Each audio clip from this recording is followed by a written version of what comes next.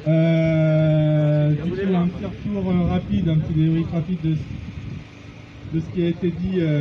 Déjà, d'abord, merci d'avoir patienté, parce que ça a été un petit peu plus long que prévu. Le préfet, finalement, il avait du temps à nous accorder, donc on l'a pris aussi, ce temps-là. Il nous a des questions qu'on voulait en parler, donc on l'a pris. On a parlé de la réforme de la PAC, on a parlé de divers autres sujets également de l'agriculture. Très rapidement, bon, c'est un préfet qui est très à l'écoute, hein. Heureusement, c'est un préfet, donc il est là pour écouter toutes nos revendications. On a pu débattre de quelques points, notamment sur l'appréciation des différents pourcentages que l'on peut avoir d'agriculteurs éligibles, non éligibles au niveau des éco-régimes. Lui nous dit que pour lui, 80% des agriculteurs seront éligibles aux éco-régimes. Et quand on creuse, en fait, ces 80%, c'est le même pourcentage que le ministère de l'Agriculture, qui est en fait un pourcentage national, sauf qu'il n'avait pas conscience que les 20% qui n'ont pas été éligibles, ils sont essentiellement dans notre territoire. Donc on va lui envoyer des éléments factuels, précis, qu'on a, nous, travaillé dans notre réseau Jeunes Agriculteurs, et donc qui va pouvoir retransmettre après derrière au ministère de l'Agriculture. Mais je lui ai dit également qu'il n'y a pas que le ministère de l'Agriculture aujourd'hui qui décide de l'avenir de la réforme de la PAC, il y a également le ministère de Madame Pompili, et c'est plutôt elle qu'il va falloir dresser qu'autre chose. Donc ça, c'est un point avec lui. Après, il est très en partage avec notre position sur l'agriculteur actif. La notion d'agriculteur actif, que les aides PAC soient distribuées aux agriculteurs et enfin, aux vrais agriculteurs qui travaillent sur le terrain. Ensuite, attendez, il y avait Damien qui écrit aussi avec moi. Est-ce que j'oublie parce qu'on a parlé de beaucoup de choses. Ouais, Damien, Damien, tu... Hey Damien! Damien et Clotilde. Après, on a eu alors sur la notion des aides du second pilier de la PAC, notamment sur le partage du gâteau.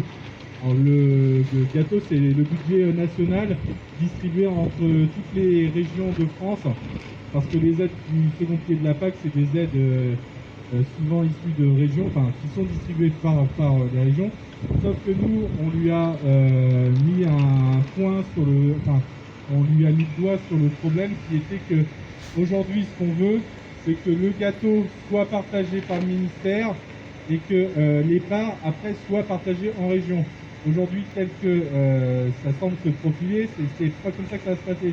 C'est que ça va être les régions qui vont décider, et la commission de toutes les régions réunies qui vont décider de quelle région aura tel ou tel million d'euros.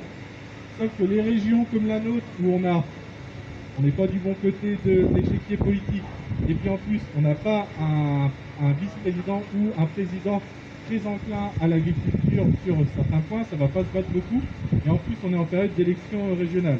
Donc du coup on a demandé à ce que le chef de famille et l'État partage le gâteau, et puis après que les régions, avec nous, acteurs, jeunes agriculteurs, on fasse le partage de l'enveloppe régionale au sein même des différentes filières que l'on veut accompagner pour pouvoir les développer. Donc voilà.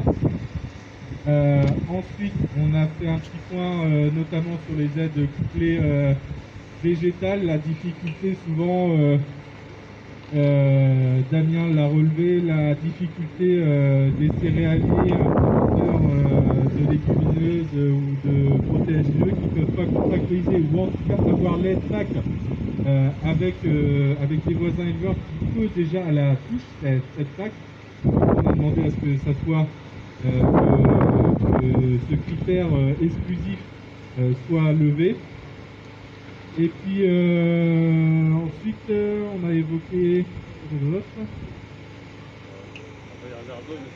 ah oui, on a parlé des réserves d'eau parce que c'est bien la nouvelle PAC, on veut l'avoir plus verte, plus écologique, avec plus de diversité, sauf que la diversité ça c'est possible si on a également de l'eau pour pouvoir l'assurer, pour pouvoir diversifier nos assolements. Donc du coup, on lui a rappelé l'enjeu très important de l'accès à l'eau, que ce soit forage, bassine et autres. Et donc du coup, là, il a été très proactif là-dessus. Il nous a dit qu'il voulait nous rencontrer très rapidement sur ce sujet-là.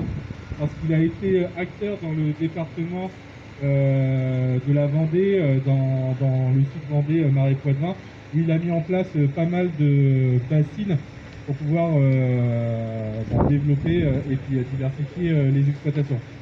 Donc on lui a dit travaillons vite fait sur ce dossier-là parce que nous aussi dans le Loir-et-Cher on a besoin de l'accès à l'eau et de la mise en place de cette bassine.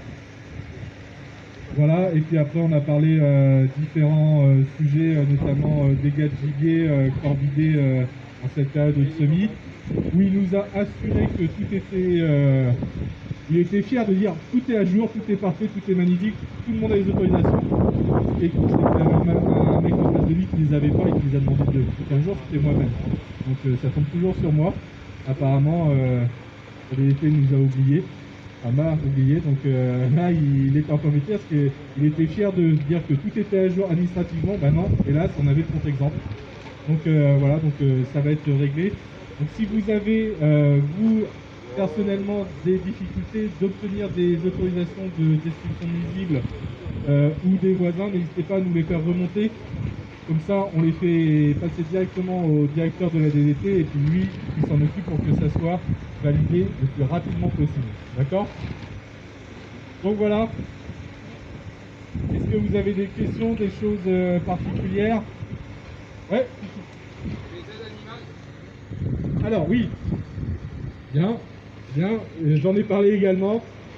Qu'il fallait faire très attention qu'il n'y ait pas de concurrence, de mise en concurrence entre aide élevage laitier et puis aide élevage allaitant, et qu'il fallait absolument maintenir l'ABA, parce que sinon le gros souci c'est que si l'ABA disparaît, on n'aura plus de naissance sur notre territoire, et que la viande bovine bleu, blanc, rouge, elle n'existera plus, puisque les naissances se font à l'étranger, l'engraissement en France, et peut-être que l'abattage se fera encore en France. On ne sait pas trop, ça dépend si L214 veut toujours des abattoirs. Donc oui, ça a été touché, ça a été dit, il a bien compris cette problématique-là, et notamment qu'il faisait écho avec la partie aide végétale protégée. Donc, Et les achats, on a envoyé... Alors, on lui a pas... Parce que sinon vous alliez me foutre le feu au tas, là. Donc on est vite sorti. On n'en a pas reparlé avec lui directement, mais la demande a été faite. La demande a été faite, mais comme d'hab, de toute façon, la demande est faite. Tous les ans, on l'envoie cette demande-là. C'est le même courrier, on change juste la date. Sauf que la DDT, elle nous renvoie la même réponse et elle change la date aussi. En nous disant que, de toute façon, c'est simple, il vous suffit de ne pas déclarer une jachère et puis de déclarer une prairie, et puis vous pourrez l'approcher quand vous voulez, c'est vous qui êtes libre. Bon, si vous voulez savoir comment faire pour passer outre les débilités administratives, vous venez me voir, je vais vous expliquer, il y a des méthodes pour pouvoir cocher une jachère et la donner en alimentation animale. Autre chose? Oui. Ah, l'autorisation. On en a parlé aussi, mais je savais qu'on avait parlé d'autres choses et les choses ne se souvenaient plus. Autorisation d'exploiter, donc on a fait un point avec lui. Bon, lui, il avait l'air de tomber un peu des nues, il n'était pas trop au parfum de tout ça. Apparemment, il a signé une autorisation d'exploiter sans trop savoir ce qu'il en était. Alors, bon, il y a eu un loupé, clairement, il l'avoue. Maintenant, le souci, c'est comme il nous le dit, hein, si le schéma il est tel que, eh ben, ils sont obligés, il n'y a rien pour faire, pour dire non, donc du coup, ils sont obligés de signer l'autorisation. La seule chose, c'est que là, il y a le nouveau schéma qui est en cours d'écriture. Moi qui ai participé un peu au niveau régional, j'ai pas l'impression que ça aille dans le bon sens non plus. Voilà, donc la seule chose par contre, c'est que là j'ai bien insisté sur le fait que, parce que l'ADT disait de toute façon on n'a pas eu trop écho de ce qui se passait, parce que non c'est faux, vous avez eu écho, vous avez eu des jeunes qui vous ont appelé pour vous dire que la personne allait exploiter les terres sans autorisation d'exploiter, et ça c'est pas normal, et ça c'est de votre ressort, parce que la justice sinon elle va se faire entre agriculteurs sur le terrain, et puis c'est vous qui devrez gérer les coups de pelle après derrière. Donc du coup, là, ils allaient essayer de voir comment gérer ça. On a remonté, hein. Ils le savaient, hein. Le DDT le savait. Il n'y avait que le préfet qui n'avait pas l'air d'être bien au courant. Je pense qu'il va y avoir une explication de texte entre le DDT et le préfet. Certainement que le DDT lui expliquera toutes les choses. Mais nous, de toute façon, on veut le revoir très rapidement. On lui a donné rendez-vous très rapidement sur une exploitation jeune agriculteur pour qu'il vienne aussi sur le terrain. Parce que le préfet aujourd'hui, ça fait 4 mois qu'il est arrivé, visiblement il n'a pas mis beaucoup les bottes, donc il va venir les mettre chez nous, chez JA. Faut qu'on arrive à ce qu'ils puissent sortir avant la période de réserve qui a lieu fin mai. Voilà. Autre point? C'est tout bon? En tout cas, merci à tous d'être venus. Le message est passé, on a pu rencontrer le préfet, on a pu échanger avec lui. On a pu lui transmettre par des canaux encore différents nos revendications, nos propositions pour la réforme de la PAC. Il était important pour nous, les jeunes agriculteurs du Loir-et-Cher, qu'on soit présents aujourd'hui pour pouvoir continuer à maintenir la pression sur la réforme de la PAC. Et donc c'est grâce à vous tous, c'est grâce à la vingtaine de tracteurs aujourd'hui présents, c'est grâce à la cinquantaine de GIA aujourd'hui présents devant la préfecture du Loir-et-Cher que peut-être que demain la réforme de la PAC sera peut-être un petit peu plus favorable qu'elle ne l'est aujourd'hui pour les jeunes agriculteurs et puis pour l'agriculture loir-et-chérienne. Ce qui est sûr et certain, c'est que les tractations sont encore en cours. On est à l'affût grâce à nos réseaux, grâce à notre réseau national qui lui tracte également au niveau négociation. Donc on verra au fur et à mesure comment ça avance. On verra les premiers arbitrages qui seront pris par le ministre de l'Agriculture, en espérant que ce soit bien le ministre de l'Agriculture qui prenne les arbitrages et non pas Madame Pompili pour la réforme de la PAC.